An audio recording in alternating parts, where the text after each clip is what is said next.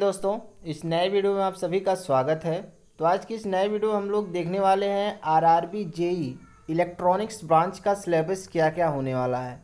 ठीक है, ऑफिशियल जो सिलेबस है, जो आरआरबी रिक्रूटमेंट बोर्ड है उसके द्वारा जो जारी किया गया है, वो कौन कौन सा उसमें चैप्टर्स हैं, कौन कौन सा टॉपिक सभी को पढ़ना है जो कि इलेक्ट्रॉनिक्स ब्रांच के हैं। ठीक है, तो बहुत ही इम्पोर्टेंट वीडियो होने वाला है। जो इलेक्ट्रॉनिक्स के स्टूडेंट्स हैं या फिर इलेक्ट्रॉनिक्स एलाइड के स्टूडेंट हैं, उन सभी के लिए वीडियो बहुत ही इम्पोर्टेंट होने वाला है। तो एक एक टॉपिक हम लोग देखेंगे कि कौन कौन सा चैप्टर में किस किस टॉपिक को आपको बारीकी से पढ़ना है। सारी चीज़ें बहुत अच्छे से आपको क्लियर हो जाएंगी। तो चलिए स्टार्ट करते हैं वीडियो। देखिए, सबसे पहले क्या पढ़ना है। सबसे पहले जो आपको पढ़ना है इलेक्ट्रॉनिक्स कंपोनेंट एंड मटेरियल्स के बारे में। आपका जो सब्जेक्ट रहेगा, सबसे पहला सब्जेक्ट इलेक्ट्रॉनिक्स एंड मटेरियल। इसमें आपको कंडक्टर के बारे में पढ़ना है, फिर सेमी कंडक्टर और इंसुलेटर के बारे में पढ़ना है, मैग्नेटिक मटेरियल के बारे में पढ़ना है, फिर आपका jointing and cleaning material for UG copper cable and OFC cable, optical fibre cable के बारे में पढ़ना है, फिर सेल और बैटरी के बारे में पढ़ना है, रिले क्या होता है, रिले के बारे में पढ़ना है, स्विचेस के बारे में पढ़ना है, एमसीबी और कनेक्टर्स के बारे में पढ़ना है। ये सारे आपके टॉपिक्स हैं जो इलेक्ट्रॉनिक्स कंपोनेंट मटेरियल में पढ़ने हैं। ठीक है, ये ऑफिशियल सिलेबस है आरआरबी जे इलेक्ट्रॉनिक्स इंजीनियर के लिए। चाहे आप इलेक्ट्रॉनिक्स इंस्ट्रूमेंटेशन के हों, कम्युनिकेशन के हों या फिर ओनली इलेक्ट्रॉनिक्स के हों, ये सारे सिलेबस आप सभी के लिए है। ठीक है ना। चलिए दूसरा चैप्टर देखते हैं। दूसरे चैप्टर में क्या पढ़ना है, आप यहाँ पे देखिए। दूसरा चैप्टर जो है इलेक्ट्रॉनिक्स डिवाइसेस एंड सर्किट है। ठीक है, इलेक्ट्रॉनिक्स डिवाइसेस एंड सर्किट। इसमें कौन कौन सा पढ़ना है, इसको देखिए। पीएन जंक्शन सबसे पहले पढ़ना है। पीएन जंक्शन डायोड सबसे पहला टॉपिक है। फिर थायरिस्टर है जो कि पावर इलेक्ट्रॉनिक्स के अंतर्गत आता है। फिर आपका डायोड और ट्रायोड सर्किट है। फिर जंक्शन ट्रांजिस्टर है। फिर आपका मॉसफेट है, जैसे फील्ड इफेक्ट ट्रांजिस्टर जिसको एफईटी बोलते हैं।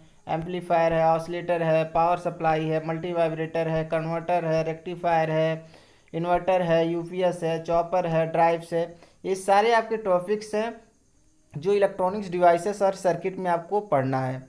इन सारे टॉपिक्स को बारीकी से चैप्टर वाइज वीडियो एमसीक्यू के रूप में इस चैनल पे आपको मिलने वाला है। एक एक लेक्चर एक्सप्लेनेशन के साथ अच्छे से मिलने वाला है, क्योंकि मैं भी उसी फील्ड से बिलोंग करता हूँ। इसलिए एक एक चैप्टर का एक एक इम्पॉर्टेंट जो प्रीवियस ईयर आरआरबी जेई के में पूछा गया है, उसके अकॉर्डिंग वीडियो लेक्चर आने वाले हैं।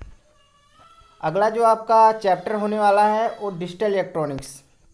अब हम लोग देखने वाले हैं कि जो डिजिटल इलेक्ट्रॉनिक्स है उसमें कौन कौन सा टॉपिक्स आपको पूछा जाएगा। आपका नंबर सिस्टम हो गया। ठीक है, नंबर सिस्टम हो गया, फिर आपका बाइनरी कोड हो गया, फिर आपका बुलियन अलजेब्रा हो गया, लॉजिक गेट हो गया, कॉम्बिनेशनल सर्किट हो गया, सीक्वेंशियल सर्किट हो गया, लॉजिक फैमिली हो गया, एनालॉग रजिस्टर कन्वर्टर हो गया, काउंटर हो गया, मेमोरीज हो गया और आईसी हो गया। इन सारे टॉपिक्स के बारे में आपको डिजिटल इलेक्ट्रॉनिक्स में पढ़ना है। नेक्स्ट हम लोग देखते हैं अगला जो आपका चैप्टर आता है, जो आपका सब्जेक्ट आता है वो है लीनियर इंटीग्रेटेड सर्किट। ठीक है, जिसको आईसी बोलते हैं। इसमें आपको क्या क्या पढ़ना है, आप देखिए।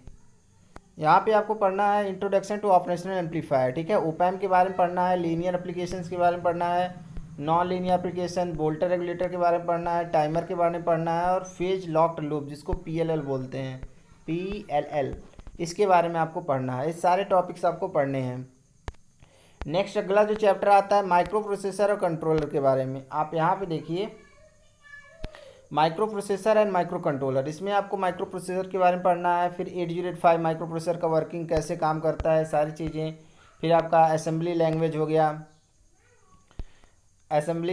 गया, फिर पेरिफेरल अदर जो माइक्रो प्रोसेसर होते हैं, और माइक्रो कंट्रोलर के बारे में आपको पढ़ना है, जो कि आपका 8051 माइक्रो कंट्रोलर होता है, उसके बारे में आपको ब्रीफ डिस्क्रिप्शन देना होगा, पढ़ना होगा। ठीक है, नेक्स्ट आपका आता है जो सब्जेक्ट है वो मेजरमेंट है।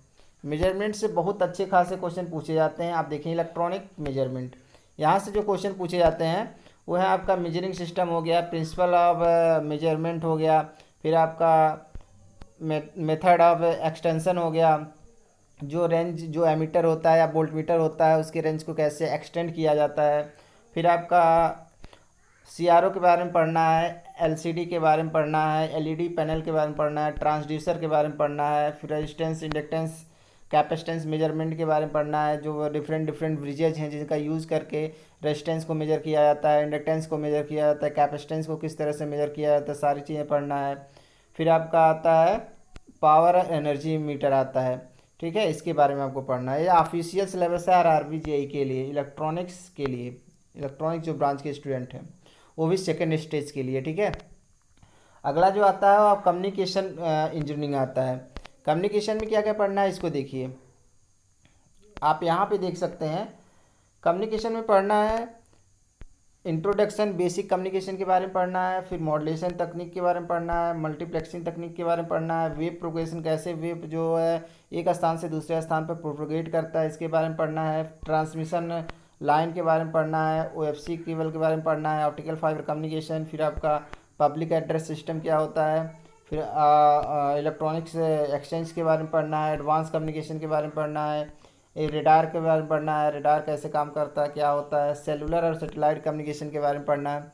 ये सारे आपके chapter wise topic wise MCQ आपको मिलने वाले हैं इसी आपके यूट्यूब चैनल पे, ठीक है।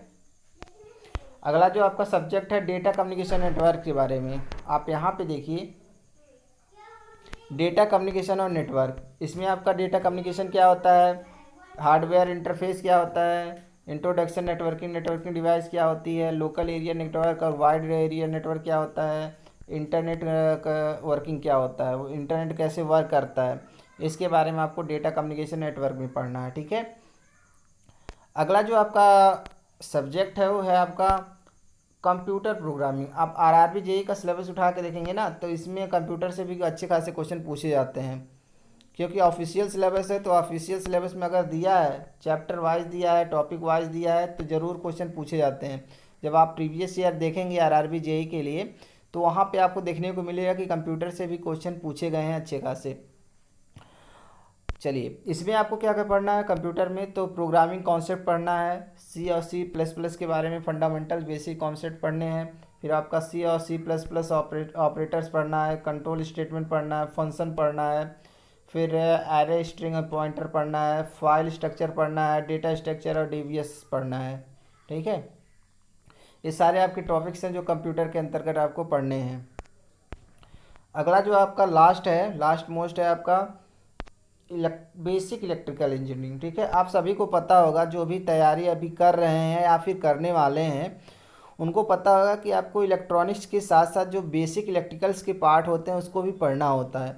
चाहे आप किसी पीएसयू का एग्ज़ाम दें, कोई भी एग्ज़ाम दें, अगर इलेक्ट्रॉनिक्स से रिलेटेड है तो उसमें आपको देखने को मिलेगा जो बेसिक आपका इलेक्ट्रिकल है उसमें से आपको क्वेश्चन पूछे जाते हैं। जैसे आपका एसी फंडामेंटल हो गया, ठीक है, एसी फंडामेंटल से क्वेश्चन पूछे जाते हैं।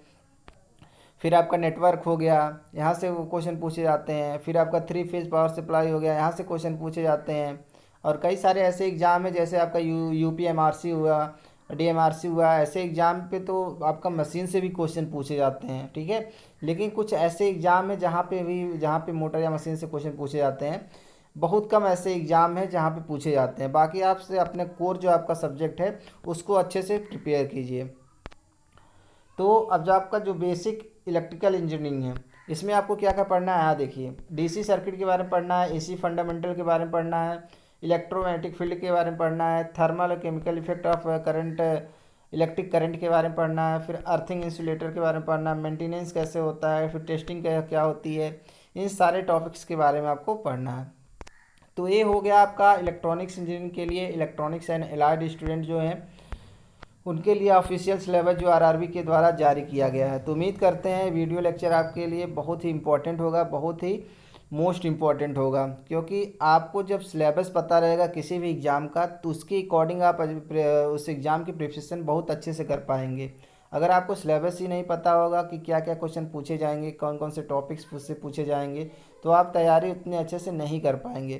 क्योंकि मैं भी उसी फील्ड से बिलोंग करता हूँ, तो मैं उम्मीद करता हूँ अपने आप से कि मैं आपको उससे रिलेटेड अच्छे क्वेश्चन प्रोवाइड कर सकता हूँ, उसके बारे में अच्छी इन्फॉर्मेशन आपको दे सकता हूँ। तो इसी तरह से आप इलेक्ट्रॉनिक्स जो ब्रांच है उससे रिलेटेड जो वीडियो लेक्चर हैं इस यूट्यूब चैनल पे मिलने वाले हैं। तो चैनल को सब्सक्राइब कर लीजिए, अपने दोस्तों के पास इसको शेयर कर दीजिए। तो मिलते हैं नेक्स्ट वीडियो में, तब तक जय हिंद, खुश रहिए, मस्त रहिए, पढ़ते रहिए।